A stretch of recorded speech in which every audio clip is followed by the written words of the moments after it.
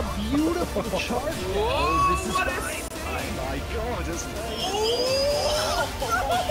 what a save. Okay.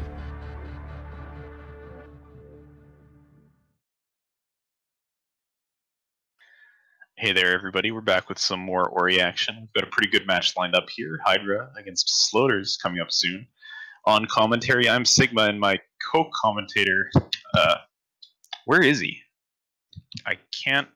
So hidden. So covert. It's Mo. How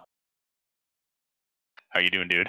I'm doing pretty good, man. I'm really excited to cast this match. Hydra is a really experienced runner, and we have a chance to see some funny stuff, but if he's on PB pace, he's going to go ham on this one and go for it. And then Sloaters has been just an excellent runner that we've seen throughout this entire group stage so far. As we see here in the group standings, Sloaters actually up a 3-0 in the group stage with a best race time of 36:24. However, that being said, Hydra, having only played one match so far with the best race time of 32:33, is going to be looking to make some ground up here and add another one to his score. Yeah, I can't lie that this match is very favored towards Hydra's side, despite the fact that Sloaters has taken down every other match in his group. That's likely just going to be good enough to place him in second. It would be pretty crazy for Hydra to drop this one, but anything can happen in Ori. And Sloaters' time is definitely good enough to take advantage of a few mistakes. There's certainly some things that can happen in this game that can drop upwards of, a couple minutes at a time. It's not inconceivable for something like Sloaters to pull off a PB, get maybe like a 35 or something, and Hydra to watch every cutscene and then soft lock at the end, Yeah, for sure. And then especially once we hit into the later portion of the run, using energy in place of saves is going to be very vital, and especially a runner like Hydra is absolutely going to be going for those strats. But here we go. We got some info for you guys. Hydra's current PB is at 29:03, and he's been actually trying to push the sub-29 envelope recently, whereas Sloaters has a 36:40 that he got in February. And we also see a differential in the input method, Sig. Yeah, Hydra is going to be playing on KBM, and Sloaters will be playing on controller. They're fairly similar throughout. There's a couple tricks that are easier on keyboard and mouse, but it's largely personal preference what people play on. So if you're not trying to actually push down into that sub 28 like Hydra is trying to do, or sub 28, my god. Yeah, that's so crazy. Yeah, it doesn't make a huge difference. It's a couple seconds here and there, so it's pretty much preference what people play on. The one interesting thing that I want to point out about these guys is Hydra is going to be doing the waterless route, which is what we're seeing from most members of the tournament, because it is the fastest route these days. It saves about 35 seconds. But Sloaters goes for the Ginso escape, so we will get to see a variance there. You lose a little bit of time doing the Ginso escape, but of course, the tricks to enter Swamp without doing the Ginso escape are quite difficult, and you can lose a lot of time to failures, so it's a fairly reasonable choice to just do the escape and then not have to worry about having poison water for the rest of the game. Yeah, for sure. And also just the health cell is sort of reflecting this, right? We see Sloaters only going for the Glades one, which is an early 4th health cell, whereas Hydra is also going to be picking up the Glades one for tournament safety, as well as another one in order to survive the poison water in the end cutscene.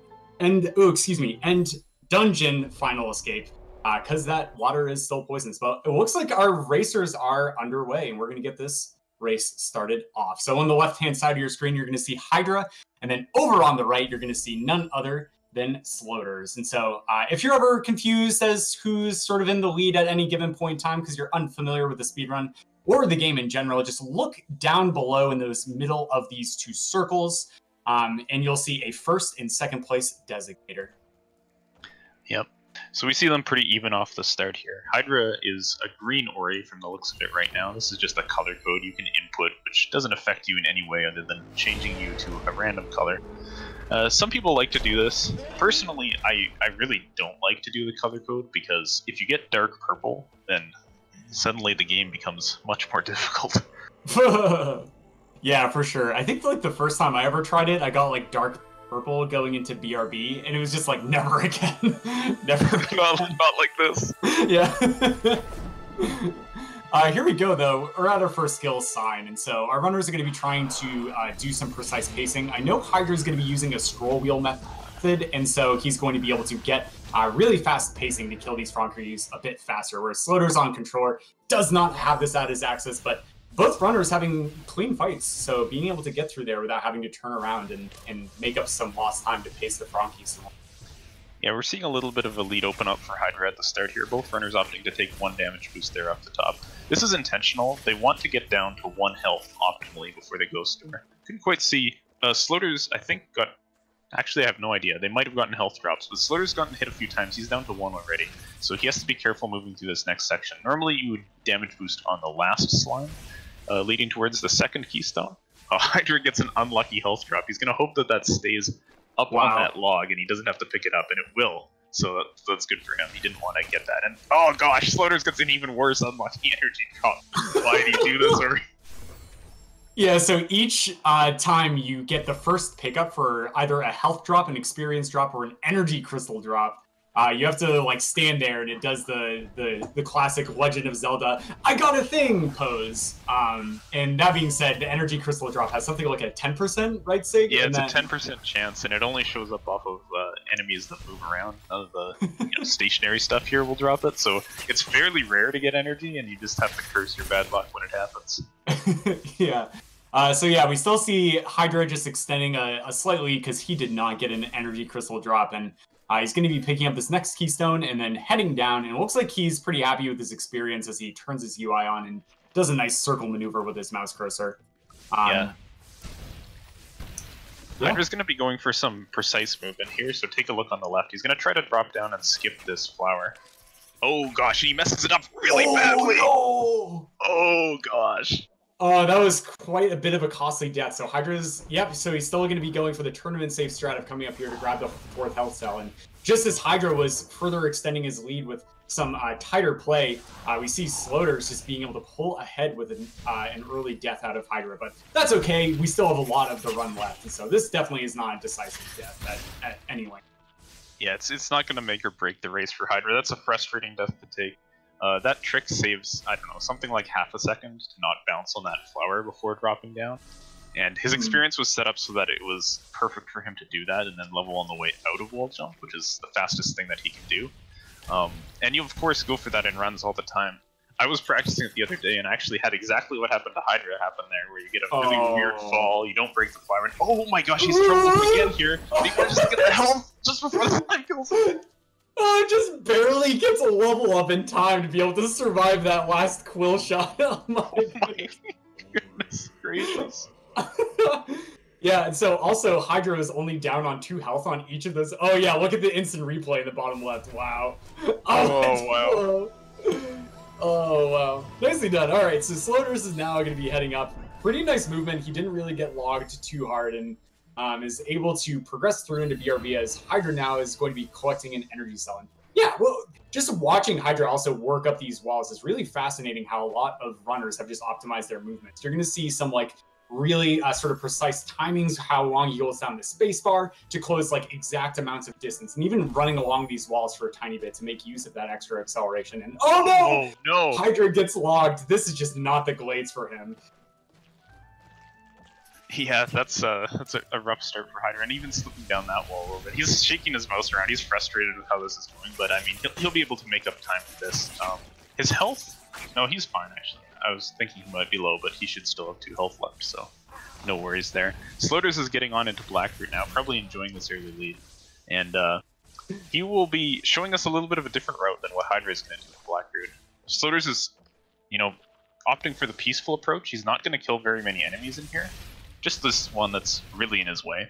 And he's going to jump up to 100 experience orb on the way out, which is going to give him a level up. And we're seeing a bit of a divergence from Hydra already. He's instead going to be killing as many of these slimes as he can and getting his level up that way. Yeah, Sloaters recognizing that while you're trying to save the force, you want to minimize casualties. Oh! I completely lied. Yeah. He's not getting it because he's doing the old waterless route, which could still do this level up, but didn't originally, and it doesn't actually save all that much time, so he's not doing it. Yeah, so there's like a couple 100 EXP orbs in the later portions of Ginso Tree that Sloaters is going to be picking up, and so in order to prepare for a timed level up with this route differentiation, he's just not going to collect that one there, so no worries. That was a very intentional skip from Sloaters. door, while Hydra is going to be traveling through and doing something known as slime genocide. Yep, so he's trying to get as much experience as he can from these slimes here, and basically what it is the platform cycles in Blackroot are set as soon as you enter the area. So he's trying to kill as many slimes as he can, spend as much time as he can like getting through these enemies and grabbing their experience, and still barely make a platform cycle just after these lasers. And from the looks of things, things went smoothly. He manages to beat this first laser, which means he's going to be on cycle, so that's good for Hydra. Yeah, and I like how even though Hydra took an unintentional death because of some damage earlier on, he's just like doing all of these really intense timings where just a tiny little slip up by a few tenths of a second, and that would have spelled instant doom, death, and dying and another costly death. But Hydra just understanding that that first one was just a slip up and still going for these really nice optimizations. He's put in a lot of time to practice in. And now Sloaters is going to be skipping this cutscene by doing another save anywhere. It's just a very common trick that we have. Well, he would if he had leveled up. Oh no, you're right. Yeah. It's really hard to like remember because there's there's like 4 or 5 different routes people are doing it. Who knows what's going on? Yeah, like some of the newer runners too, working in quick flame and stuff. It's like what? I could not believe it when I saw that race. I think it was Sully who did magnetless Frankie Walk with quick flame. I was just like, oh my gosh. Yeah, I believe I saw Rainbow do it as well in her run. It's just so Hydra, no! Oh man. Oh, just accidentally over jumping, missing landing on the very narrow horizontal column, just falling down, and not only having to wait for a slower cycle here, but just having to do all of this slow platform movement again. Yeah, and there's the instant replay. Hydra definitely feeling really far behind his PB pace, and this is not how he wanted his race to see, but that's okay. I'm sure Hydra is going to be able to show us some really amazing stuff, and he actually mentioned that he might change up his route based on the pace he was going. Yeah, I think he said that if he was actually on PB pace, he was going to do his serious PB attempt route. And if something like this happens, I think he's going to opt for the much more fun, more creative route with a little bit of time donated, but a lot more grenade jumps at. So we'll have to look out for that later. Yeah. But, that said, maybe I don't know. Maybe he'll take a look over at the stream and say, "I'm pretty far behind. Maybe I should just actually play fast." But we'll have to see how it goes as the race goes on. Yeah, true Shay Sigma, and we see Sloaters now renouncing his pacifism as he's going to relentlessly murder a Frankie there before heading into Death Gauntlet. Let's see. No, he doesn't get punished by the poison water for retribution, and yeah, he makes it past the second Frankie that was trying to get vengeance. Going for the death glide. He doesn't get it, but he manages to land it without dying. You only have 1 spare health there, so hitting another one of those spikes would have killed him. So nice to see here from Sloaters getting through. And now he's able to place a safety save. He'll probably opt for it, and he does. Nice. Yeah, oh, thank goodness for that. I always get really nervous when I see people don't instantaneously place a safety save there. But nicely done from Sloaters. He's going to make it through, and now with that save point there, he's going to be heading towards the double jump tree and goes to.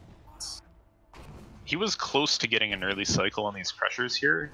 You have to get a fairly precise dash ramp off the corner of the platform, and it ramped him just directly into the crystal and stopped his dash, but his movement up to it was good, so he nearly got it. It's a really tight sequence of inputs. We'll get to see it again as Hydra will surely go for it once he gets there. Sloaters is now going to take another intentional death here, trying to die to open this door faster. Hydra gets that glide that Sloaters was going for, so nice progress from him, making up a little bit of time here and there as Sloaters gets over the double jump. Wow, nicely done. And Sloaters doing some really intense weaving in order to fall down there to get through there. Only being on 1 health while traveling down towards double jump tree is really, really spooky. But able to make it to double jump tree, doesn't look like he's going to be working in the blind movement. This is an okay decision. It only saves a couple of seconds or so. And so because of this, he's going to say, yeah, my movement is not going to really make use of that optimization, and instead I'm going to head up normally. And nice, look at that, like just decision making to say, I'm not comfortable with how high I was there, so instead I'm just going to back off, get my grounding, and mitigate a lot of potential time loss from taking an unintended death there. Dude, that menu from Sloaters to get Rekindle on the way out was so fast. That was so good. Yeah, it's impressive. Like, just especially because he's not on keyboard and mouse, so he can't buffer that mouse position in order to level up the correct ability instantaneously. Nicely done. And a first try grotto skip coming out from Sloaters as well. That's a precise jump which skips the left half of the moon grotto, and he just goes up there, gets it first try, makes it look like nothing. Sloaters is absolutely tearing up this early game. You know, Hydra has made some mistakes, but you know, Sloaters is not giving him an opportunity to catch up. Any one of the mistakes Hydra made would have still put him behind here. Sloaters is really playing well. Yeah, and we see a pattern too when we start to get into these mid-range 30 time sig where people just reset their early game until they get something they're happy with. And Sloaters being within 7 to 10 seconds of his PB currently is just showing what type of pace on. As Hydra, nice, also nailing that grotto skip there, really precise double jumping. And we're going to see some awesome micro from Hydra as he's going to be heading up these walls with double. Yeah, so you'll notice that Hydra's jump animations do look a little bit different from Sloaters. What Hydra's doing to do this is jumping off the wall with neutral inputs and then quickly switching back to pushing towards the wall. And it saves just mere frames, like 1 or 2 per jump if you do it perfectly. But if you're going for it and you're really feeling it, then it can add up here and there. Wow, yeah. Yeah, pretty incredible coming out of Hydra, just to be really comfortable with this. And of course, if you just like mess it up or you just like giggle your inputs away, then just what ends up happening is you end up losing time for going for these. But Hydra just so seasoned and comfortable with this advanced movement. It's really impressive to see. And Sloater's now going to be heading up to an ability cell. This can be a little tricky jump. Let's see if he grabs it. I think he's got it. Yeah, wow. Nice. First try. So Hydra's catching up a little bit, but still Sloater's holding a pretty nice lead here. He's going to take a pit stop here to grab the Swamp Teleporter. This is necessary to teleport back to at the end of the game. And he gets through that rock. Hydra's going to level up. Now we're going to see here, if Hydra opts to go up to this cell, it's going to tell us something about his route, and he is. Yeah, absolutely. So this is an indication of a really crazy trick later on. If he had skipped this, he would have done some really insanely difficult movement that has like a bunch of, it's like 2-frame windows, right? For a C juggle. Yeah, crazy juggle, excuse me. So Hydra's going to opt to not do that strat later on and instead do a much more safer route that only loses a couple seconds. Yeah, and I don't blame him for that. That's a very difficult trick. He said he was only going to go for it if he was on PB pace, which he's clearly not at this point. And yeah, so a good decision from Hydra. He's just going to say, I'm going to play the late game more consistently. I'm going to try to make up time. Good movement here and there. Yeah, and so just as Sloaters is passing through that first Ginso room, Hydra just got to the door. So Hydra really close behind and is definitely making up a little bit of ground here because the delta at double jump was about 47 seconds, and the delta at enter Ginso tree was only about 25 seconds. So Hydra really showcasing off just how comfortable he is with his movement in the later stages of their early game. Yeah, and that's crazy too, because you can look at that split and you can say, well, Sloaters didn't really make any big mistakes on the way to Ginso. He got his first try grotto skip, he got a first try jump up to the cell, but just little bits of movement here and there, more efficient jumping up walls, stuff like that. It really adds up in that split. That, I think, is, people like to say that that split is easy to not die on, but it's easy to lose tons of time on. As Hydra's now entering the room for the puzzle as Sloaters leaves it and heads over to the mini-boss. Wow, nicely done. So we're going to see how Sloaters pacing it here is on the mini-boss. He's probably going to be hoping for a 5 cycle or a 6 cycle if he's going to be able to deal enough damage. And so far, he is doing pretty well going through this. But Hydra now is going to be entering the mini-boss himself, and he is going to be using some really crazy inputs in order to try and bring down that cycle. Hydra is one of the few people that's capable of occasionally 4-cycling this boss. He's either one shot behind or on pace for it right now. I think he's missed it now. I think he has to go for 5. Yeah. Yeah, but barely. He only missed 3 shots on that. And look at that. Just in the mini boss, Hydra actually managed to catch up. He's almost synced with Sloaters now. Just a few seconds lead for him at this point. Yeah, it's pretty incredible. And so now grabbing these 4 keystones, they're going to try and manage their health in order to take an intentional death. Sloaters does not have something known as regroup, which is an ability that heals you every time you save, but Hydra does. So Hydra intentionally being on 3 health to get through here, whereas Sloaters didn't have to worry as much about it. But nicely done, both of them with good health management. And we have a synced race at Bash. Yep, that looks like just a 2-second difference, grabbing the Bash tree. And Hydra doing a few color codes. He got red and then back to white and then red again and then now he's gray. So I guess he didn't like any of those colors, or maybe he just wanted to mash, but has taken the lead now, pulling ahead right at the Bash tree. And that's kind of what you would expect with Hydra's incredible PB, his incredible skill this game. He's just going to make up time here and there, but you know, there's still the opportunity that he could make another mistake and Sloaters could potentially catch up off of that. Yeah, and here Sloaters is also going to lose a little bit of time sake because he has to pick up some extra experience for going into the Ginso tree escape as well. And so we see Hydra here now in like the key dupe room, and just managing his health once again to take an intentional death to get some extra keystones on the map for him and save him into his inventory after taking that death. And nicely done. But yeah, just instantly grabbing on these lanterns and bashing off of it at pretty precise angles too, in order to get to certain positions in a shorter period of time. It's just so crazy to see Hydra at work. Yep, so Hydra's through the key dupe, he's fighting the mini-boss now, and this is where we're going to see the route divergence between our two runners. Hydra's going to kill this boss, and then he's going to head over to the right, wait for this door to open, and teleport back to Moon Grotto, and then do a sequence break to get over to Thornfeld Swamp. Now Sloaters is going to take the more intended route there. He's going to kill the mini-boss, he's going to head up instead, and do the Ginsu escape. Now the Ginsu escape is a little bit faster, as we were talking about before, or a bit slower, rather. Yeah. But it gives him clean water, which means he'll be able to skip some health cells later on. So Hydra, oh, he took a hit there after the level up, so he is on 1 health right now. He's going to have to be careful on his approach to Swamp. We'll see what he opts to do here. He may or may not do blind movement against this laser cutscene that's coming up on his right. And he will.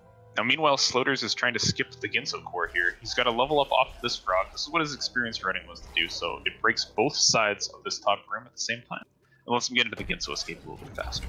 Yeah, and that's exactly why we didn't see him pick up any extra experience in BRB to be able to skip that darkness cutscene. It was just to have a really nice, clean, and a little bit easier of a core skip. And nicely done from Sloaters to be able to get that first try. I always remember struggling with that a lot when I went for it, and he just pulled it off in a tournament.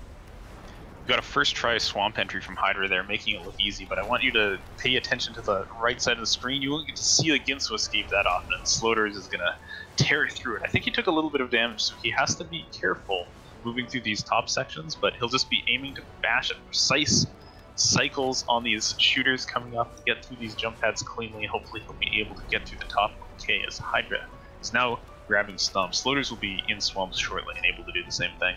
Yeah, here we go. So Sloaters is going to be bashing up. He's going to grab one more little bit of experience, and then he has to be able to get past this spider. The spider can be super trolly. Now he gets the bash off, and the spider's not going to shoot another shot, and so he's just getting up.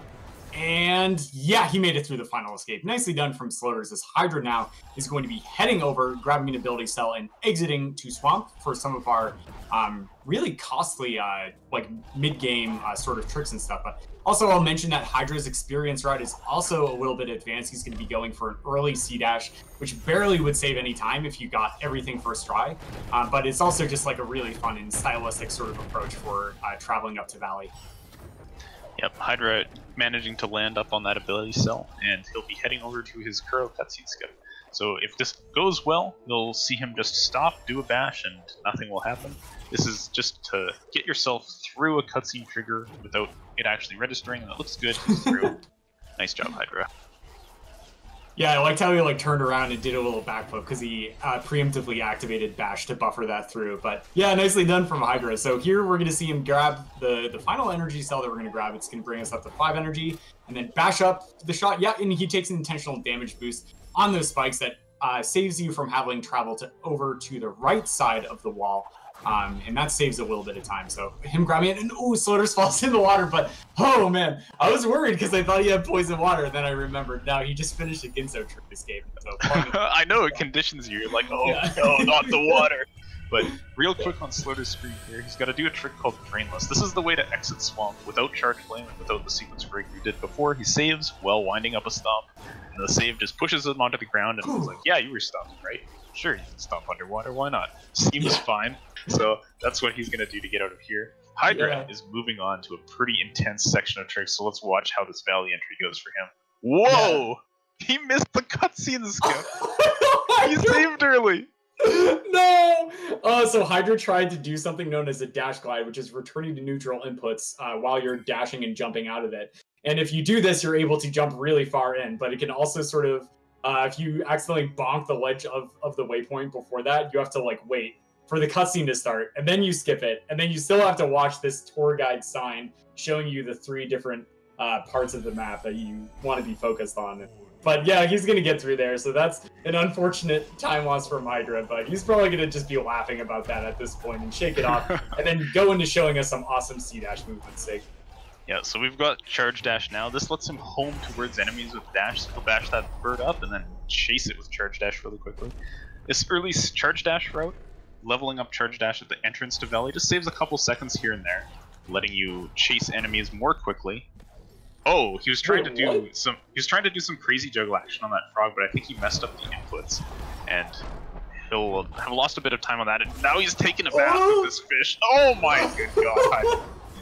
Wow, Hydra killing all the forest lane creatures here unintentionally, dunking them into poison water and whatnot. Oh, he just dropped an energy too. That's gonna mess with him. He did not mean to do that, so he's gonna have to adapt his energy route coming up here. We'll have to see what he chooses to do after he's through this next trick. First, he has to do something called fast stompless here. This is an attempt to skip a cutscene pretty much by just directing a spider shot off at a precise angle, then going over to get an ability cell. If the spider shot hits, it'll teleport him into Valley.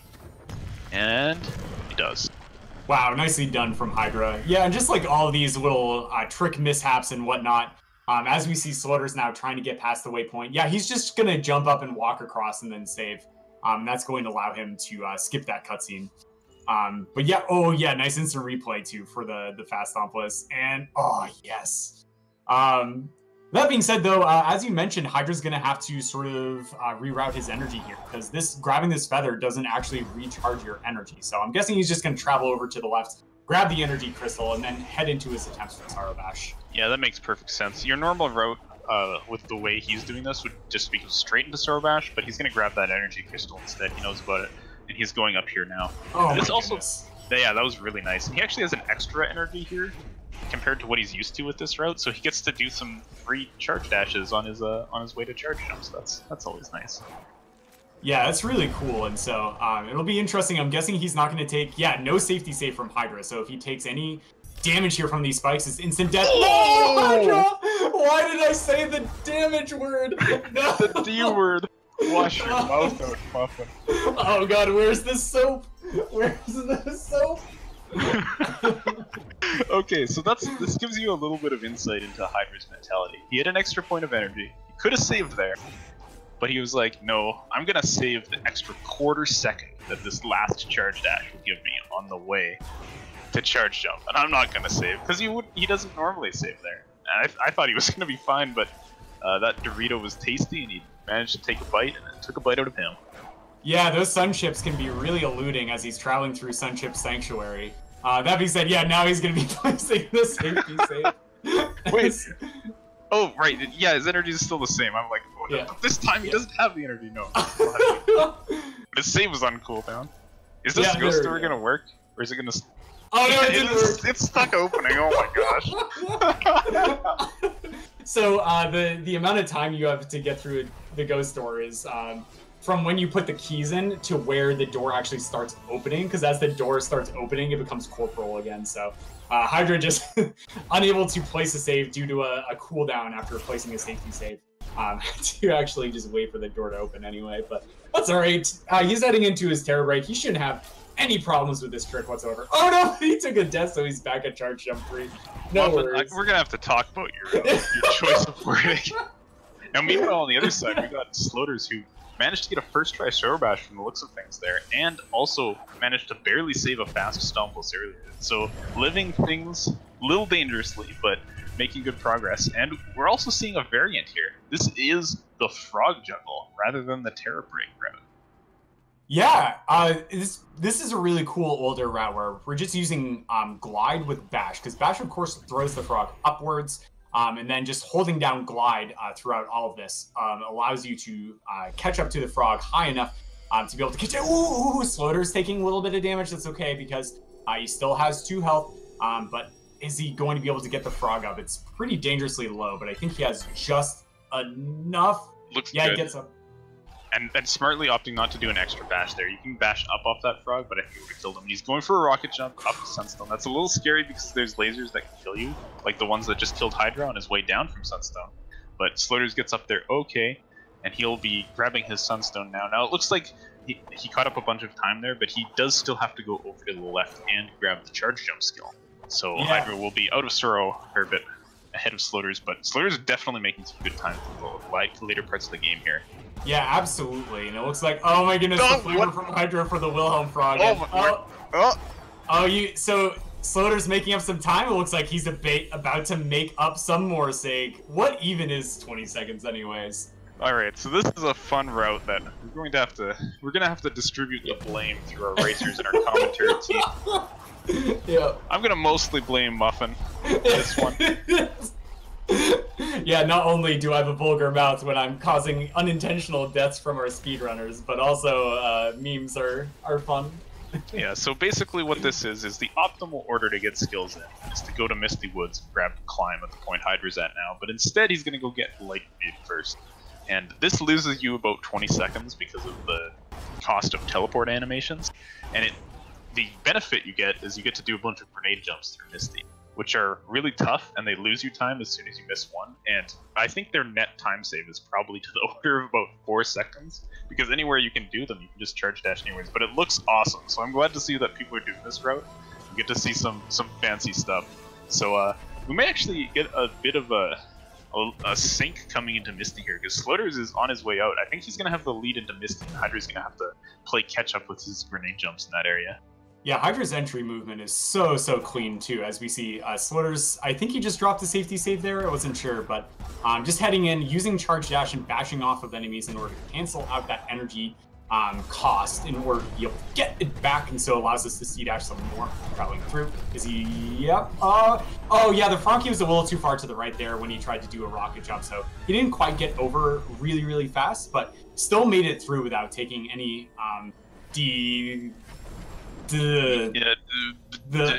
Where is the Hydra just teleported as if he was finished? That's muscle memory from when you normally leave grenade. You would already have Climb and you'd teleport here to go to the end. But he's like, oh wait, what road am I doing? Yeah, so after like me and Hydra had like a theory crafting session after GDQ, he was like, all right, I'm gonna practice this now in the run, and he lost like 60 seconds to just muscle memory teleporting to him all over the map. And he's like, no, I don't want to go to Thornfeld Swamp right now, even though I just got grenade, etc, etc. So it's pretty silly to see, but not a huge time loss. What's 30 seconds anyway? Yeah, I mean, it's just not even much more than 20 seconds. Don't worry about it. Oh, okay. Hydra taking a little bit of unnecessary pain there in order to raise the tension here for us commentators.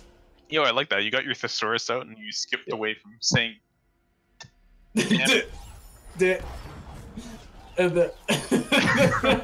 I'm terrified now, man. I can't do it. I mean, I know you're the original one who initiated the curse, but... Oh my gosh! No! He's alive, dude! Yeah. That's all that matters in the end. Alright, so Sloaters has been doing a great job through the second half of Misty, but Hydra's about to make up some distance by doing some crazy grenade jumps. So you start a charge jump, release grenade, then jump 1 frame later. That's 1/60th of a second. And a lot of these nice have some really precise angles. But oh no, it looks like Sloaters took a death. And because he didn't drop down his safety save, it sent him all the way back to Climb Tree. So now Hydra is in the lead here. Yeah, this is definitely a very tense part of the run. You want to be using as much energy as you can on charge dashing and maybe grenade jumps, as the case may be.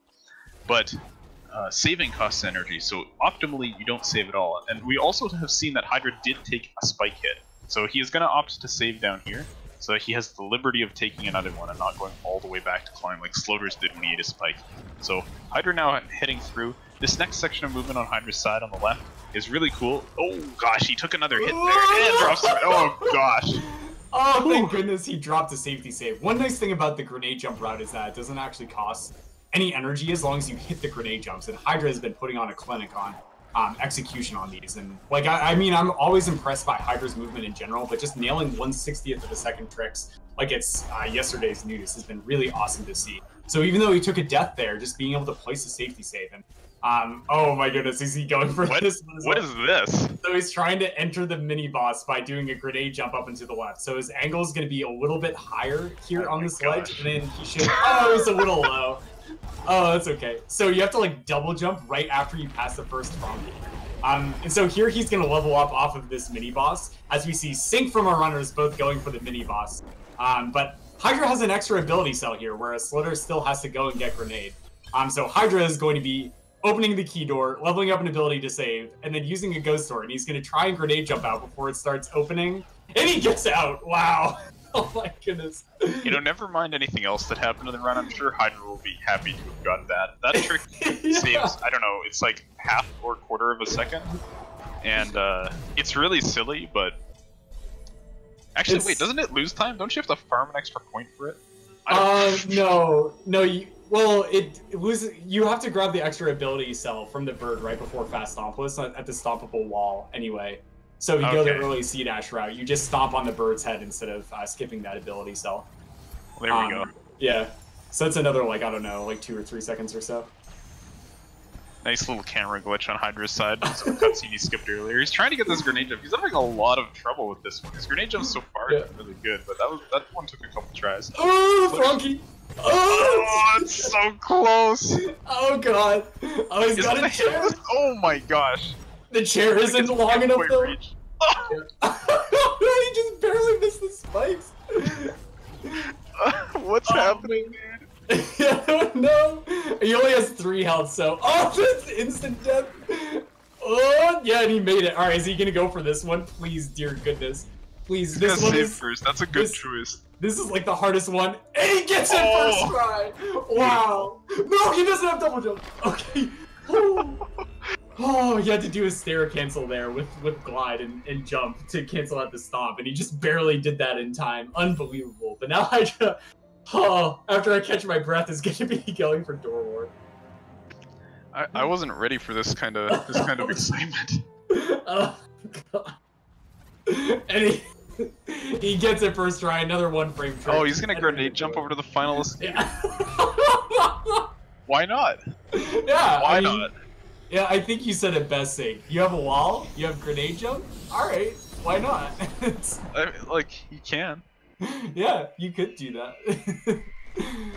Oh man, and this is like one of the reasons why we love speedrunning, guys. Is there's a lot of really cool tech in this run. So if you've been considering learning this run, it's a lot of fun. We have so much fun optimizing stuff, but especially with this, we're just seeing a lot of flavor out of a lot of runners, showing off really cool strats. Yeah. Hydra going for another difficult grenade jump, just gets in there. But this one's my favorite by far. You have to do it fast before the fire gets you, and he nails it. Nice. Good job. Nicely done. But yeah, out of Sloaters, we also see him really close behind. So if Hydra actually soft locks in this final escape, Sloaters is going to be really close behind him, as he's going to be getting to his attempts at door warp very soon. Yeah, that's true. And historically, Hydra's had trouble with grenade jump. He does this charge jump intentionally because it's some kind of voodoo magic that makes him soft lock less since he's been doing it. And it looks like he gets his grenade jump fine. So Hydra will be taking the win in this race. But Sloaters is actually on some great pace himself. This is 34 minutes, and he's about to be entering Mount Horu. So if I'm not mistaken, this is PB territory for Sloaters. Wow, that's incredible. So Hydra's going to be pulling out a 34 for this race with a win. So he's going to go up 1 win across the rest of his group, and Sloaters is going to be taking his first loss. But Sloaters here could pull out a PB that would also improve his best race time. So definitely check it out, as Sloaters is going to be heading into door warp. Is he going to be able to close out this 1-frame trick, exiting out, reloading the save? Oh, didn't quite get it. He's going to be continuing to try. This literally skips the entire dungeon. And he gets it second try. Here we go. Come on, Sloaters. Alright, so I was actually incorrect. Sloaters can't still PB, but he can still come up with a good race time. And Hydra finishes up there with a 34-36.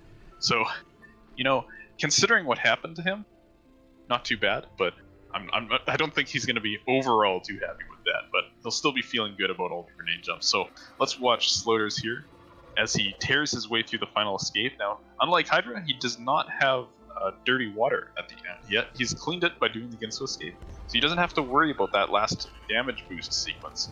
He can still go for grenade jump, of course, which is, in my opinion, a lot scarier than the water, but we'll have to see how that goes for him. He does have, you know, the liberty of just swimming through and enjoying some time with the fish if he wants. Yeah, he could definitely get to know these fish a little bit better, maybe bring one up to a new environment. No, he's going to be skipping the fish. There's some silly strats that you can do with it to rocket jump up with the fish, because he instead is going to be going for that 1-frame trick that we saw Hydra nail. Let's see how he does. Oh, just a little bit of a mistime there. Let's see him go for it again. Whoa! He got the input, but his angle changed right at the end. Now, fortunately, that did not send him into the fire, and it didn't soft lock him either. It just bounced him into a weird way. He'll be watching the full ending cutscenes. We lost about 30 seconds because of that, but not taking a soft lock on a missed grenade jump is definitely something to be happy about. Yeah, that's really terrifying. Because if he had gone that soft lock, he would have had to start the entire final escape over again. Not only that, but he hit the wall, and that wall was catching on fire. And so if he had been like a tiny bit slower or missed another attempt, he probably would have taken an instant death, because that fire does deal 4 damage, and so that would have sent him back to the beginning of the final escape as well. So nicely done from Sloaters, though. We saw some really exciting mid game where his mid game was just super, super clean, and he actually caught up a lot on Hydra, who had a little bit of difficulty here and there. Yeah, I think Sloaters played a really good race overall. Like, considering the difference in their PBs, you know, you would expect Hydra to take the win, but he did not take it by very much. Sloaters was definitely making a good case for himself with that lead early game, not making any major mistakes. And then he just played solid throughout. Like, Hydra's been playing the game a lot longer. He's just got an amazing time, so it's tough to beat him, but Sloaters definitely put on a good show here. Yeah, for sure. And Sloaters getting an end time of 37-14, coming within 50 seconds of his PB. That's actually really, really amazing for a race-like scenario, as we saw here. And he also nailed a lot of really insanely difficult movement first try, right? Like, his early game was so, so good. Yeah, that's true. And going for stuff like the Death Glide, and even though he didn't hit that trick, he survived it. And that's the most important thing in the end. Yeah, for sure. So we're going to see if we can bring in our winner here for a quick interview. And it looks like, yep, he has opted to do it. Hydra, congratulations on your victory, man. Yo, thanks. All right, Hydra, so I want to ask you how you feel about the flower skip going to wall jump, and if you'll ever do it in a race again. Dude, I hate it. I more hate the fact that if you jump on the frame, you land on it. It just does not put you through the flower or the mushroom or whatever. That is the worst. So It I is. guess that's what happened to you, and then happened Twice. to you again. Oh, Yeah. Oh my gosh. So at that point, had that sort of decided for you that you were going to go the what's 20 seconds route, or were you just sort of waiting to see if you could claw back from the deficit in order to still grab a good race time? No, that was it. It was what's 20 seconds after that. What indeed. But also joined with us is Sloaters. Sloaters, welcome. How are you doing? I am doing pretty good. How are you guys? Doing good. Doing good. So in your early game, you actually had a really strong early game. And for a lot of that, going into the mid game, you were actually only a couple of seconds behind your PB. Were you watching with your splits up, or did you sort of just know you were on good pace, or were you just in the zone? Well, I didn't have my splits up, but I'm pretty sure I didn't take any deaths until Misty, so I was figuring I was pretty close to my PB, if not on PB pace. Yeah, you definitely played solid throughout. And now one thing I want to ask you about is, were you watching the restream, and how did that make you feel if you were, or if you weren't? Well, let me know about that first. Were you watching? Yeah, I was watching, and at the start I was hearing Hydra with his early deaths, and I was just thinking he's probably so mad right now. Yeah, we all know how those early deaths feel, but you definitely put on a good performance throughout. That was really solid play, and coming in close to your PB at the end is gotta be nice. Oh yeah, definitely. Yeah, so quick question for you, Sloaters. After this race, it looks like you're all done with group stage. So your first match is going to be in bracket stage upcoming here in like a week or two or so. Are you going to switch up any sort of preparation for the bracket stage? Or are you just going to relax and watch more of the tournament? Or do you have any special plans for trying to get a PB or something before then? I don't know if I'll be going for another PB anytime soon. I'll probably just relax for a bit and enjoy the rest of the races. Yeah, so sort of a follow-up question for you, Hydra. After this, how are you feeling? You're up 2-0 in your group stage, but you still have 2 more races. Are there any you're thinking about, or are you just really focused on yourself to improve your overall time? I mostly just want to improve my overall time. I'm not too worried, but I mean, as Ori can obviously show, anything can happen. This run was a disaster, but you know, Yeah, so and then Sigma, I'll throw it to you after this question. But that being said, you showed off some really amazing grenade jumps. Did you practice any in particular, or were you just like, you know what, I have a wall and I'm just gonna go here? It was mostly just, there's a wall. Let's arrow for it. Why not? That Misty one in particular, right before the mini boss. I don't know what I was going for there. Yeah, so if you aim that a little bit higher and then double jump out of it, you can get past both Bronchies with the feather, but it's so hard. It's so bad. I would never go for it. Oh, no.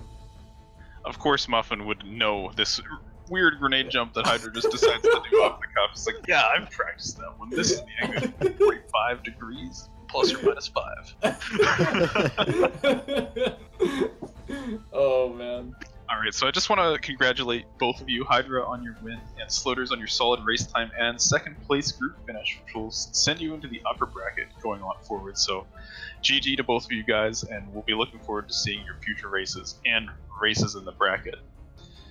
And with that, this will wrap up the Ori we have to show to you today, but you can always find out when there's more Ori by just dropping an exclamation point Ori in chat.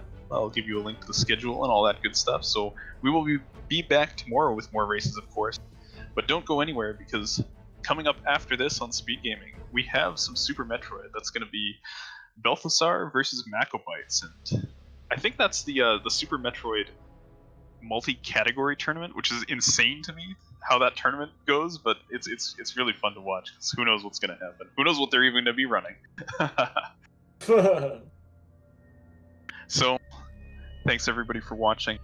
Thanks to our racers for putting on a good show, and thanks to you, Muffin, for putting up with me on commentary. It's been a fun time. Yeah, you too, Sig. Have a good night, everyone.